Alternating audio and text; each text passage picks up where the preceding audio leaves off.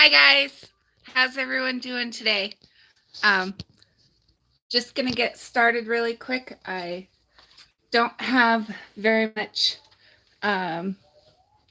power on my phone, so we're gonna head out to the shop and I'm gonna answer some questions. I'm grateful that I had so many good questions given to me on my Facebook groups. So my shop is out in my garage.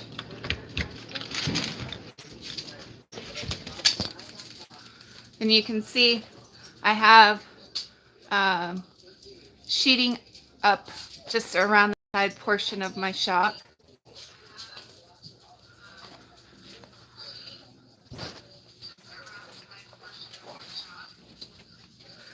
And this section here is all my art supplies. This was where I had a lot of my rock stuff. And all of this rocks and a few art supplies, mostly rocks.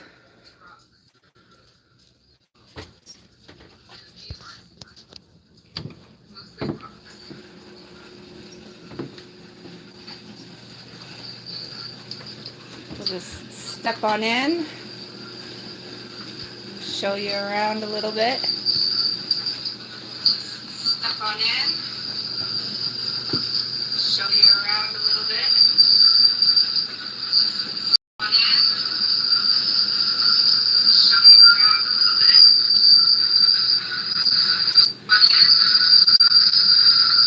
show you around a little bit. Oh, hold on, guys. This is my first video of the year and I'm having technical difficulties. Hold on, guys. This is my first video of the year and I'm having technical difficulties. Hold on, guys. This is my first video of the year and I'm having technical difficulties.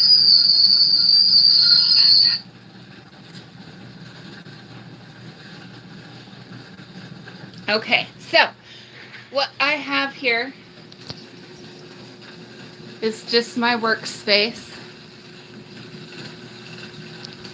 This is my Dremel station.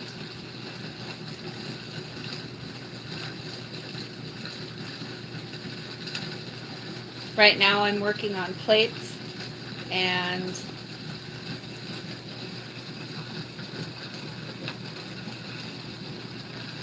over here is my tumbler. And there's a bit of a delay between my phone and the computer, so also between what I'm saying and what you're receiving. So if I move too fast, let me know.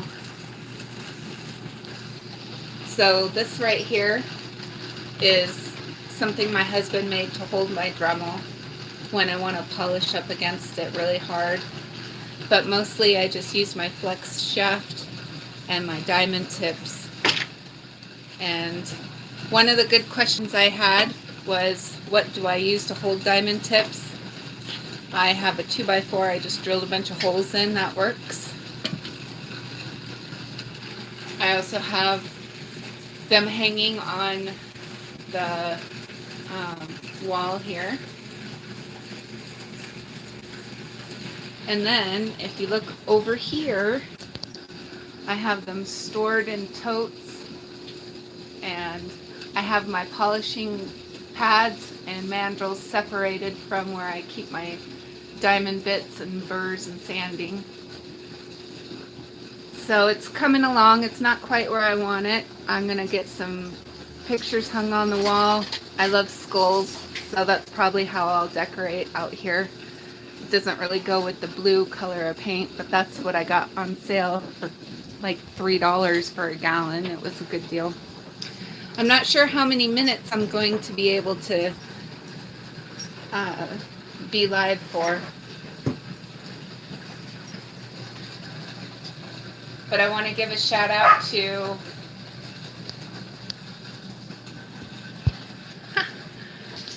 okay, so I want to give shout outs. So let's see, Coy Calloway, Connie Mills, Wendy Seidel, Teresa Fernside, Colin Harris, see, Adam Mayer, Cheryl Kroll, Joshua Tree, Teresa Adamski, Sean Modolinsky. I'm sorry, I really just messed up your your name there. Didn't mean to. And Emma Lou. So let's get on to questions. First question was, what is the green stuff that I polish with? Well, in the last stage, I use Zam. It works really good. It's a silver polish.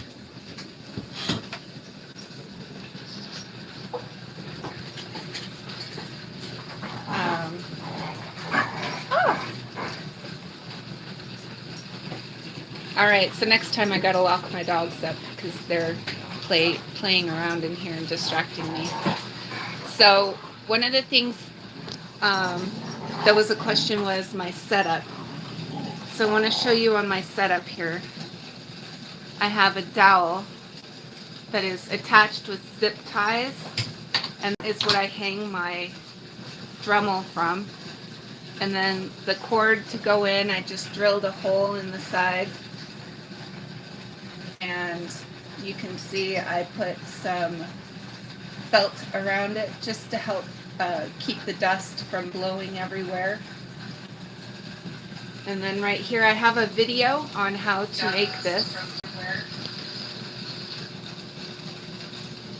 So I have a video on how to make this, but it's essentially a wine bottle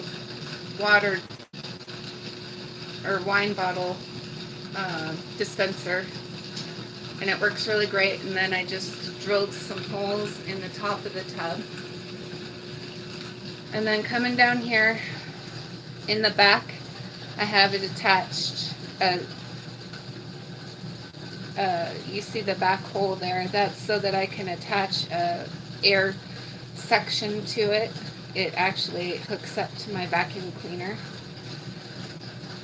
And then I have some Velcro along the inside and some felt because I was using a lot of Velcro and felt when I made this. I did have it set up so I could put my bits up along the wall inside here, but I found they got too dirty. Now I can use this for wet or dry. If I wanted to do dry polishing or sanding or shaping, I would just put I made a glass door that Velcros on right here, and then I can do that. But really, there's a lot of room in here. You can see that I'm working on a glass plate right now. I'm doing a flower here.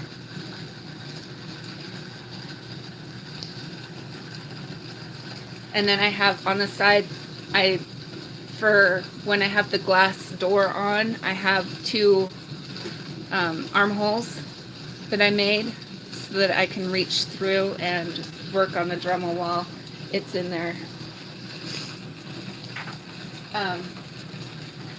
I also got a hole in my tumbler in one of my barrels on the lid. So someone asked me how to seal that. I used E6000 glue and it's held up for over a week now and it's working great. So E6000 is the glue that I use when I'm putting together my jewelry. So that's one of the things that I use pretty well constantly.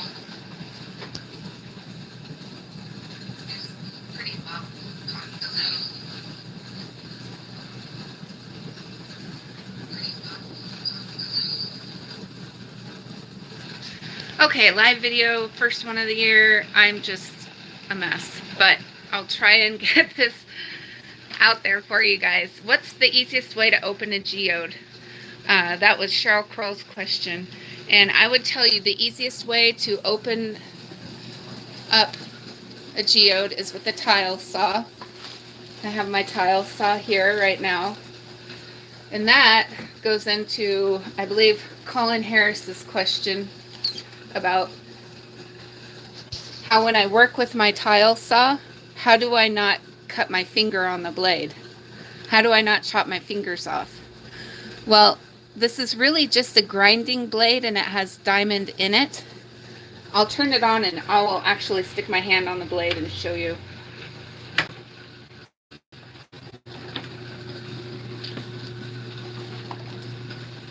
In just 1 second.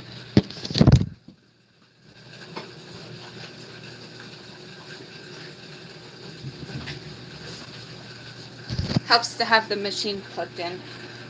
Right, so, can everybody see this? I'm going to get in nice and close. The blade. See, I'm touching it. It doesn't feel super good, but you can touch it and not cut your finger off.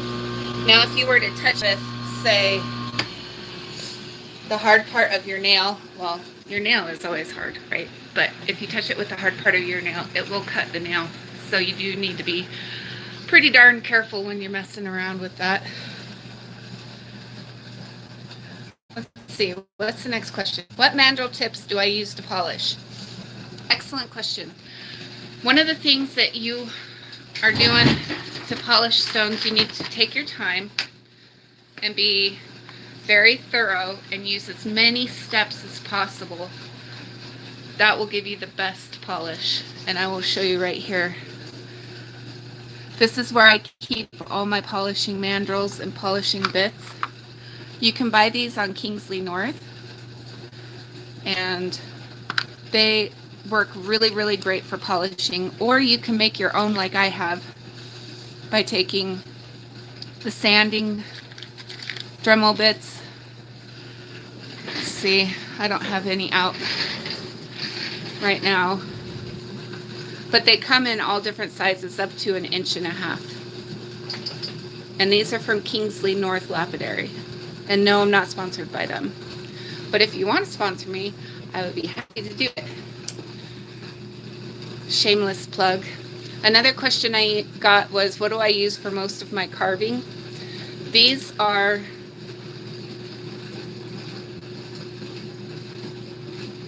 easy on, easy off diamond grit blades for the Dremel, and you purchase them at Lowe's. They're expensive. They're $20 a piece. Let's see if I have one here that doesn't have crud all over it. So it goes on the easy on, easy off.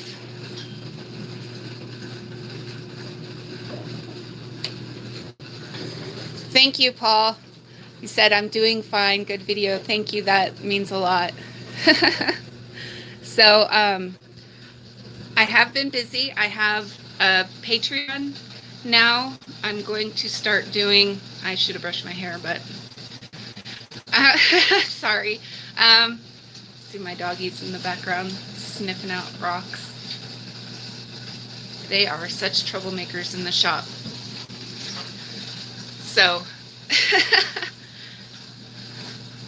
I forgot where I was going. Let's get back to questions. Questions are good. Okay, so let's see. So the easiest way to open a geode is definitely with the tile saw, and I wouldn't do it with anything else. I don't like hammers. I don't like chisels, rocks and chisels. Those are not good for geodes unless you have the technique down. The easiest, here's a question from Joshua Tree. What kind of matrix is diamond found in? That's an easy one. That's kimberlite. So be sure to look up kimberlite if you're interested in what diamond comes out of. Oh, here's a question from Adam Mayer. What is my favorite geology book? And I did bring it out here. I got it right here. See, my dogs have eaten it a little bit. It's called Roadside Geology of Utah. However, they do have roadside geology books of many states, and they're fantastic, especially if you learn how to read the maps and what colors you want to look for. So there is a great resource for you right here. You can check it out at the library or go and buy it. I think it's a $15.99.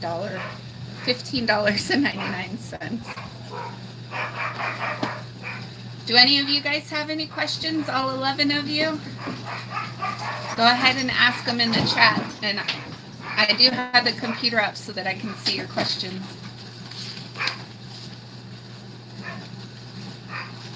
Sandy just wants me to, or sorry, Wendy wants me to talk about how to identify rocks. That we could have in a video all into itself. See, Randy's Yin Yang Journey asked, after opening a geode, how do you polish the edge? That's a really good question. I know that the dugway geodes take an extremely beautiful polish. And I have several videos on how to hand polish, so you might want to check that out. But you can just hand polish that up to a nice shine. It really does work really well, especially if it's a dugway geode. The rhyolite that it's formed in is just amazing. Thank you for that question. Okay, let's see. What other questions do we have? Teresa Adamski asked, how do you tell if it's pet wood? Well, that's a good question. Let's come out here to the shop where the rocks are.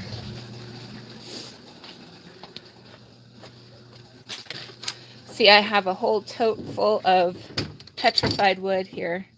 Well, some of it's petrified wood. Here's a good piece. We'll talk about this piece.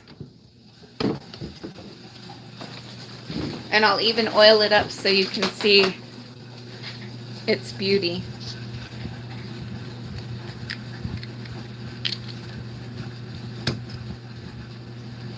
Just a little drop. Rub it in. There, that brings out the color and the shine. That's what it would look like if it were polished. It's really greasy, but so on pet wood, sometimes you can see the bark on the outside of a rough. If you go into an area that's known to have petrified wood, then you'll quickly be able to figure out what is pet wood and what isn't. Sometimes they agatize so good that you can't really tell if it is pet wood until it's cut. And even when it's cut, it looks like pure agate. And that would be a limb cast. So they're about the same thing, just a little different. It just means that the agate has come in and completely taken over the whole part of the living material, or the dead material, I should say. But a lot of times you can see the growth rings. You can see, what's it called? Guys, help me. Hi, Stacy. Glad you could join us. Hi, Lapidary Dave. If anybody has anything else to add to this, feel free to add it in the chat. That's what it's there for. Let's keep us all together on one page. I plan on doing videos for the next couple of weeks, probably every other week, maybe. So maybe we could get some good questions answered. I can improve upon my videoing, which will start with blocking my dogs up for sure. Another question I had was, do plains have contrails at night that we just don't see? I guess I should have specified the question should be about rocks, because I'm so busy looking down at the ground, I'm not looking up into the sky to see plain trails. I guess I don't have an answer for you, Sean. Sorry about that. And Emma Lou asks, I'd like to know the polishing step and grits to go through with sanding and diamond paste starting from Rockies. Well, it's going to be different for everybody, and every stone is different. But the harder the agate, the more steps you want to take.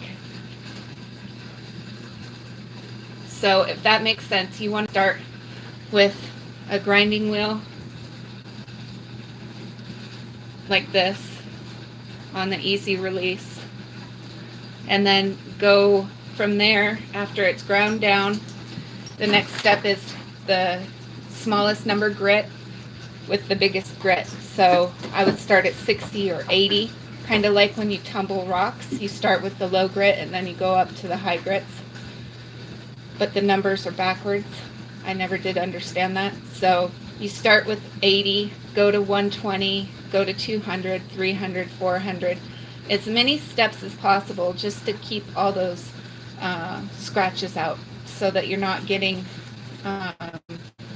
in your final polish, a bunch of scratches on your beautiful cab. As far as diamond paste, I do use diamond paste before I use ZAM, and I have a 200,000 grit diamond paste, and I just use that on the muslin. You can see that. That's muslin. This one has ceram oxide on it. You can see the red. I'm not sure how. I got a lot of my tools when we moved got messed up. So I'm afraid I'm going to be running out of time here. But if I didn't get to anybody else's questions, I will definitely get them in the next video.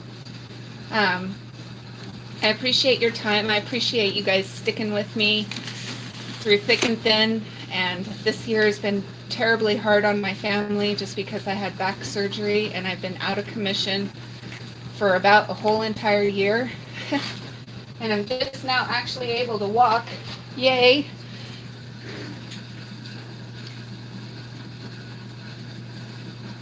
Lapidary Dave. Are you going to Tucson this year? Oh, I am not going to make it to Tucson. I wish I was. Tucson and quartzite are definitely on my wish list of things to do. If anybody has any further questions, please feel free to ask them in the chat even after the live is over, and I can still answer them. If you want to donate, there's the little money sign down there at the bottom. That's for super chats, and you definitely get a shout out for that.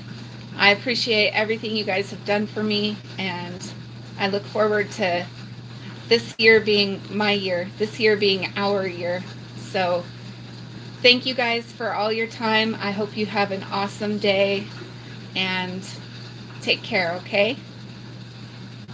Okay, bye.